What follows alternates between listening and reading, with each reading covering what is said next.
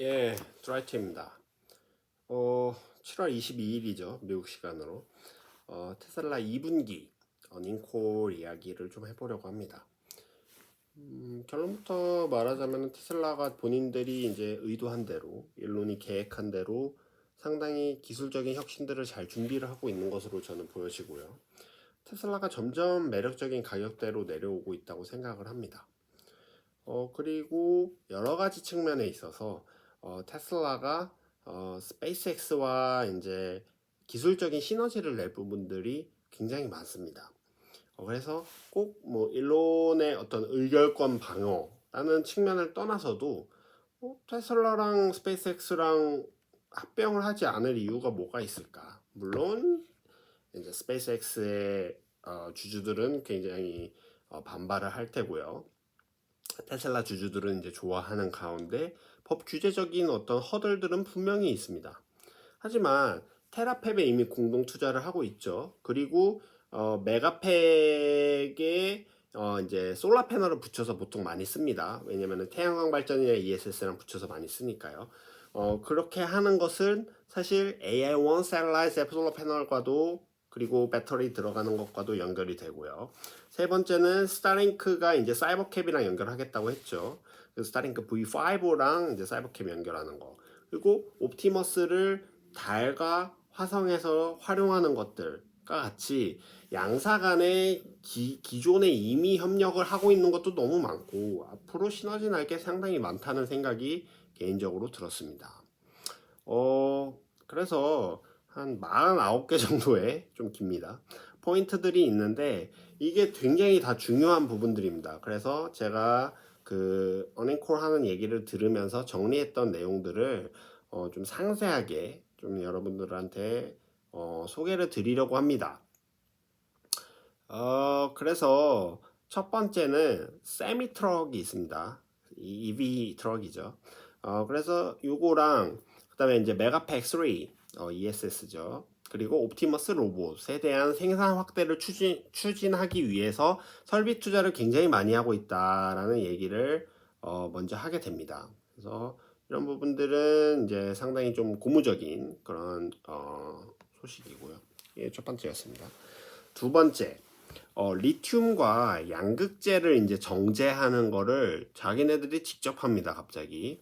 그리고 배터리 셀에 대해서 생산도 이제 확대를 당연히 하고요. 그리고 실리콘 정제부터 태양 전지, 그리고 패널까지 태양광 밸류 체인을 이제 크게 이제 구축을 하고 있습니다. 그래서 이런 것들을 준비하고 있다라는 소식이 있었고요. 그리고 세 번째가 로보택시 사이버캡이 최근에 이제 플로리다에서 이제 좀 목격이 됐어요. 그래서 플로리다랑 텍사스 베이 에리어를 중심으로 해서 주행 거리가 이제 10% 정도 이제 주간에 늘었다. 그래서 6개 도시로 이제 밸류 체인을 이제 점점 이제 크게 이제 생태를 늘리겠다 이런 얘기 뒤에서 나오거든요. 한번 보시고. 그리고 네 번째는 옵티머스가 이제 어떤 로봇이냐. 그러니까 특정 작업만 하는 그런 기계가 아닌 겁니다. 그러니까 범용으로 사람처럼 여러 가지 작업을 동시에 자기가 판단해서 할 수 있는 휴머노이드 로봇이다라는 거를 이제 굉장히 강조를 하고 있고요. 마치 이제 AGI와 같이 이런 좀 난이도가 높은 그런 기술적인 이제 과제입니다. 그래서 그렇고요. 그리고 이 다섯 번째는 로봇을 상용화하기 위해서는 충분히 이제 정교한 동작을 구현할 수 있어야 되고요. 현장 운용에 견딜 수 있는 높은 내구성과 신뢰성 확보가 굉장히 필수적입니다. 네, 이게 이제 다섯 번째입니다. 그래서 이제 주요 내용이 옵티머스 로봇 그리고 모빌리티 자동차 파는 거 그리고 ESS 관련된 부분 그리고 네 번째가 스페이스X과의 어떤 시너지 낼 포인트들이 이제 핵심적인 내용들입니다. 그래서 제가 지금 49개를 정리한 거는 기술적인 포인트들만 재무적인 거 빼고 지금 얘기를 하는 겁니다.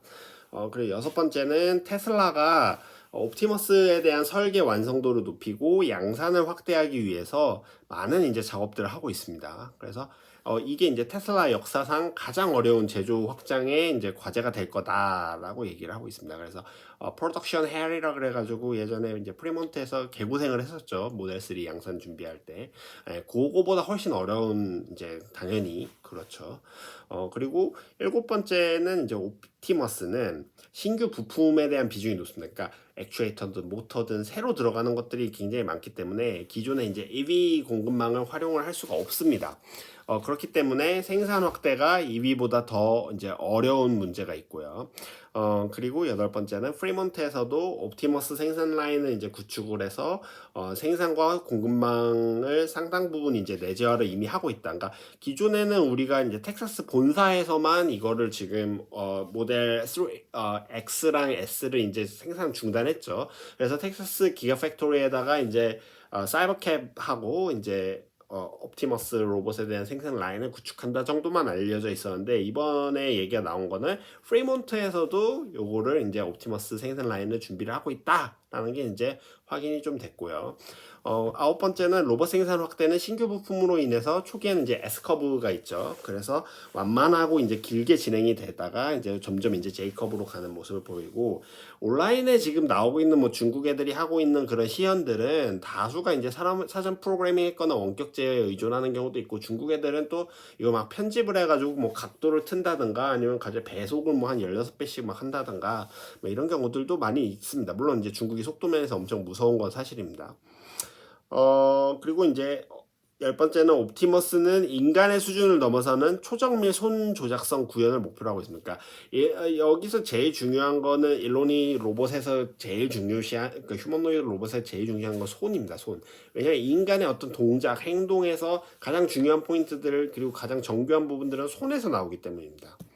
도구를 쓰기 때문에 그런 거죠.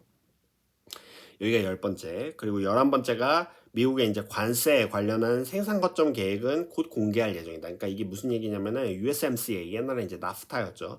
이게 이제 타결이 지연되면서 멕시코의 원래 기아 팩토리 계획을 작년 말 올해 이제 발표를 정식으로 이제 런칭을 해야 되는데 이 계속 딜레이가 되고 있어요. 왜냐면은 트럼프가 지금 이거를 이제 디나이, 그러니까 거부권을 행사를 하면서 USMCA 그 타결이 지금 지연되고 있거든요. 그래서 상당히 좀 어려운 상황이고요. 왜냐면 이게 자동차 같은 제조업이 제일 이런 관세에 타격받기가 쉽습니다. 그냥 소비재 중에 가격이 높은 편이니까요. 그리고 12번째가 옵티머스 생산 확대를 위해서 AI 칩과 메모리, 패키징 공급 문제 해결이 이제 필수적이다. 뭐 당연한 얘기죠. 그러니까 피지컬 AI에 대한 부분들이 결국에는 이 AI 반도체 생태계랑 다 연결되는 겁니다. 그게 지금 중요한 거죠. 이례적으로 일론이 이제 마이크론한테 메모리 칩 공급을 이제 합리적인 수준에서 잘 해줘서 고맙다라고 이제 감사를 표현을 했고요. 이거는 이제 갑질하다가 이제 한번 피본 이제 애플에 대한 교훈 덕분일지도 모르겠습니다. 그리고 13번째가 테라팹 관련해서 텍사스 오스틴의 팹을 구축하기 위한 장비들을 발주를 했고요. 설계부터 리소그래피, 패키징, 테스트까지 이제 전공정, 후공정 다 해서 칩 개발 속도 높이겠다. 그래서 뭐 잘 알려진 것처럼 이게 테라팹 처음에 4월에 이제 계획 발표할 때도 테슬라가 자기네들이 칩 쓸 게 너무 많기 때문에 그러니까 전 세계에서 현재 쓰는 칩 생산하는 칩의 50배가 지금 필요하다고 목표를 잡고 있으니까 급기야는 이제 자기네들이 직접 만들겠다라는 얘기까지 나온 거죠. 그리고 14번째가 테슬라의 이제 도조 컴퓨팅, AI 컴퓨팅은 실시간으로 이제 고프레임 영상 제어로 단기적인 이제 작업을 처리를 할 수가 있고요. 이게 왜 중요하냐? 옵티머스의 컴퓨터 조작에도 중요하게 됩니다. 원래는 FSD 학습을 위해서 만들었지만 지금은 옵티머스가 컴퓨터를 이제 뭔가 조작을 해가지고 자동화를 할 때도 중요한 거죠. 그러니까 로봇이 기계를 쓰는 겁니다. 이제 컴퓨터를 조작을 하니까요.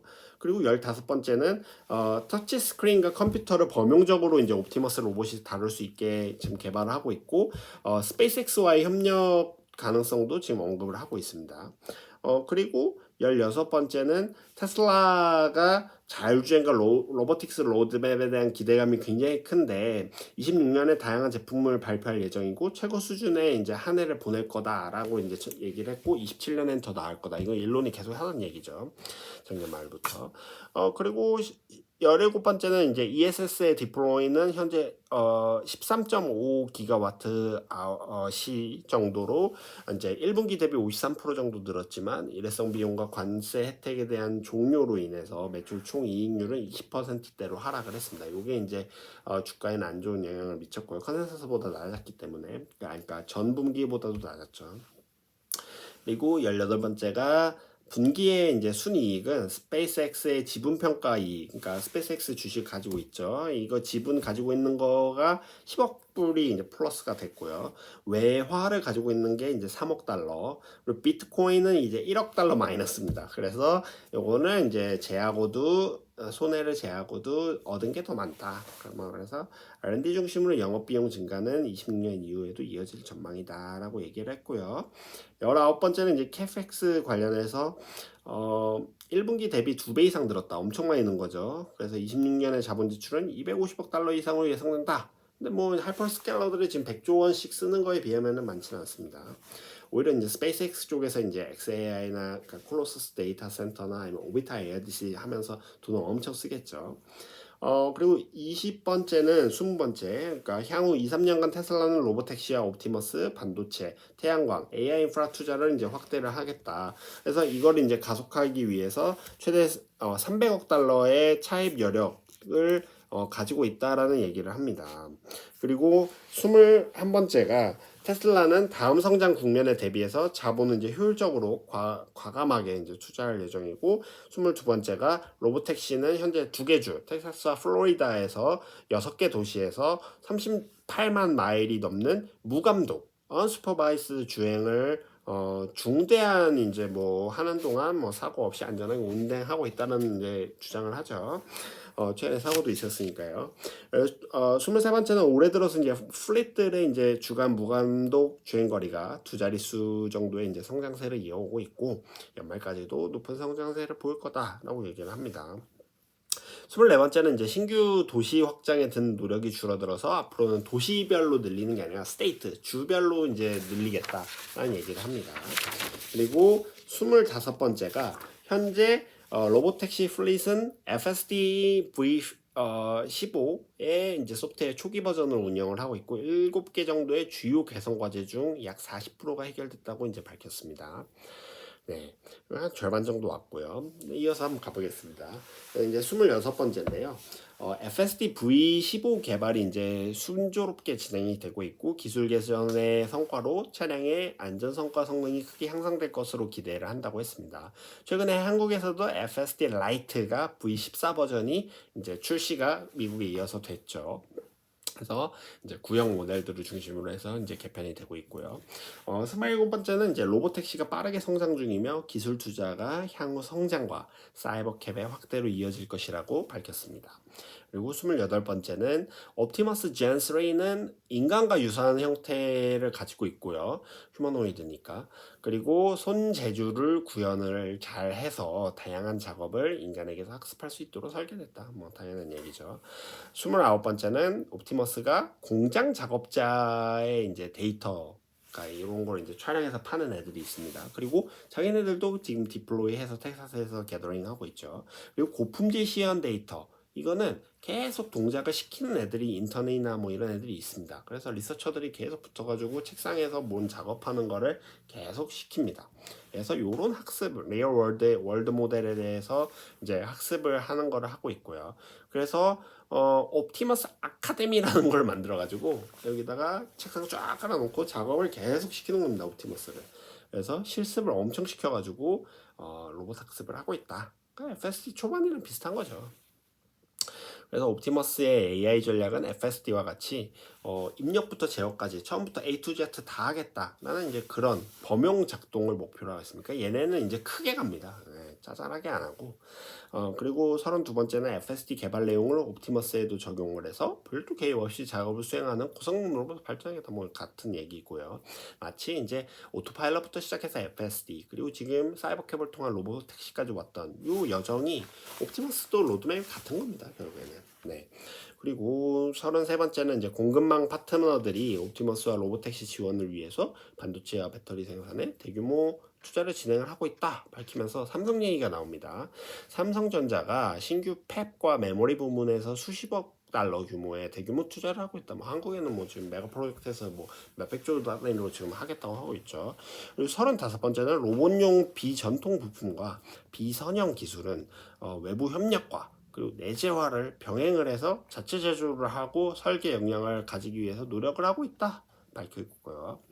36번째는 스타링크 얘기가 나옵니다. XAI 기술과 통합을 해서 로보택시 운영에 필요한 통신 커버리지를 강화할 예정이고요. 최근에 이제 그록도 점점 확산이 되고 있죠. 그래서 아주 매운맛 채팅을 하고 있고요. 그리고 37번째가 셀룰러 음영 지역에서도 로보택시가 끊기지 않도록 전 구간에 연결이 가능한 스타링크 도입을 이제 하겠다. 아주 이제 중요한 얘기입니다. 스타링크의 활용처가 생기는 거죠. 로보택시가 되는 겁니다. 그러면은 리프트나 이제 그런 운영사들, 우버 같은 애들이 이제 돈을 내게 되겠죠. 그리고 통신사도 붙을 겁니다. 그리고 더 나가서 그럼 차에서 뭐해? 스타링크는 이제 사이버캡 타면은 애들이 이제 운전 안 하잖아요. 운전대가 없어요. 그리고 브레이크도 없고요. 그래서 저비용 데이터로 4K 스포츠를 시청을 할 수 있도록 고대역 서비스를 이제 제공을 하겠다. 그러니까 엄청난 애들입니다. 엔터테인먼트까지 하겠다는 거죠.